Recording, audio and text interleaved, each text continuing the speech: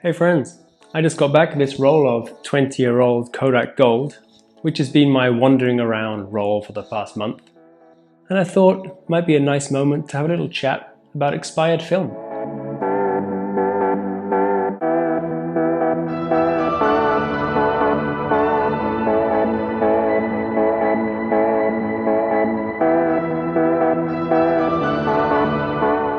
What happens when film expires?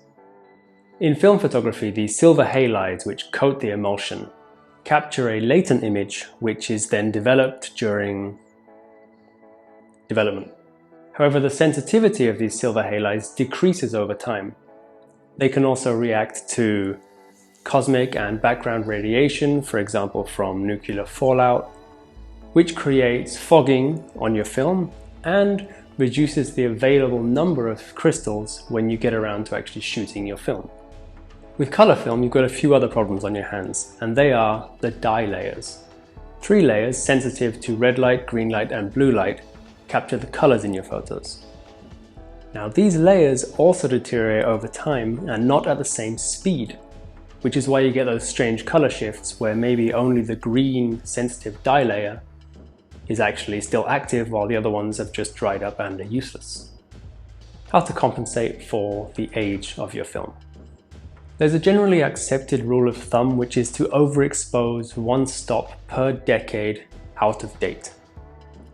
Now, this rule is also widely debated as there's lots of different film stocks at different speeds and they all have different qualities and fail in different ways. For example, black and white film holds up much better than color film, and higher ISO films degrade much faster than lower ISO films, meaning something that was originally ISO 1600 might tend towards ISO 200 at the same speed that an originally ISO 200 film might become something like 125.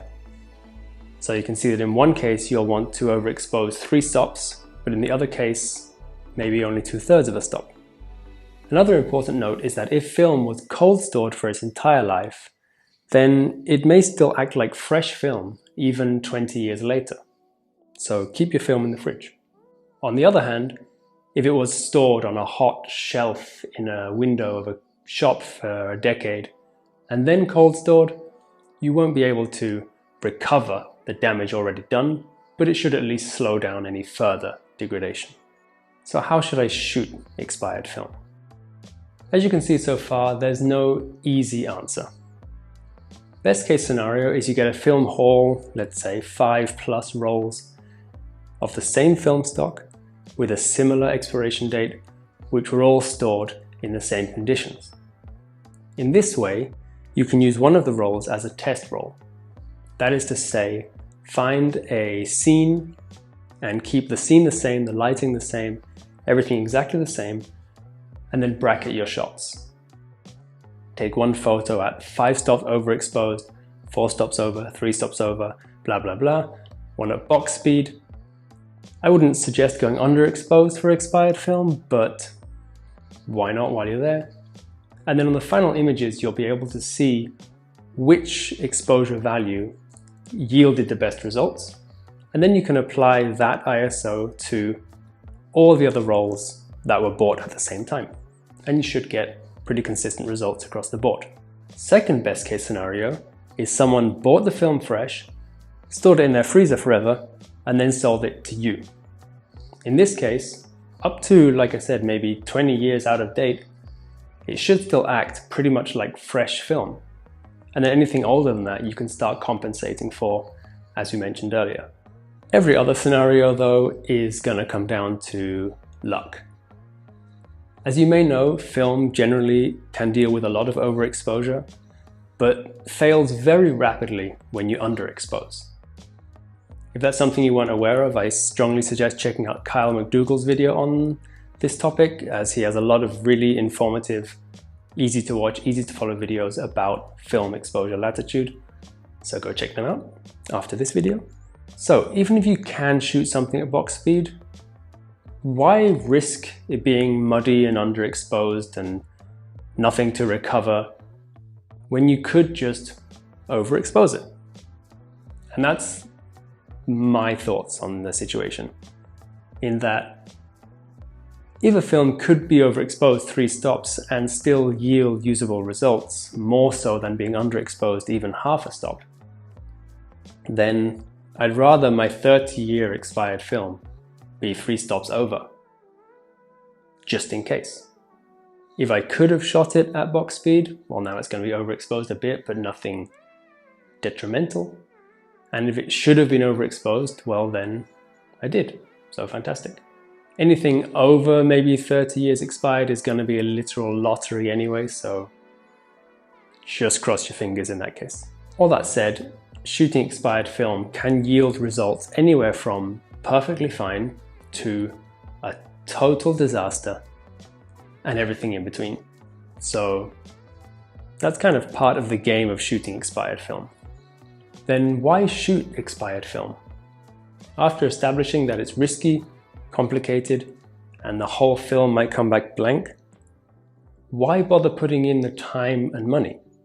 Obviously, if you're doing important work, historic work, paid work, anything that you need to be sure you're getting a perfect result every time, don't shoot expired film in these cases. But if you like the unplanned aspect, the surprise you get in every roll, maybe that foggy look, maybe the hyper grainy look, the weird color shifts, if you enjoy that lo-fi aspect of analog photography, then go for it. Also, expired film can be incredibly cheap.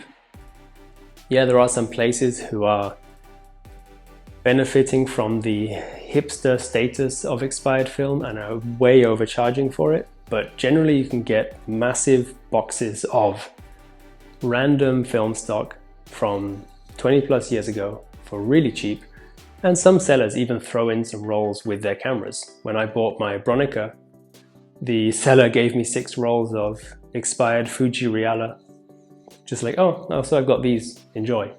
So it's worth having a look around. Sometimes you can find some great deals on expired film. Now some final thoughts on the matter. First off, everything I said until now refers to 35mm negative film. The reason I say that is because slide film is a totally different ballgame when it comes to expired stock. Even fresh slide film, you can't overexpose a couple of stops without the highlights suffering significantly, and already you'll get some weird color shifts, and that's fresh film. With expired slide film, it's a shot in the dark, possibly quite literally. The general consensus is to shoot it at box speed, however expired it is, and cross your fingers.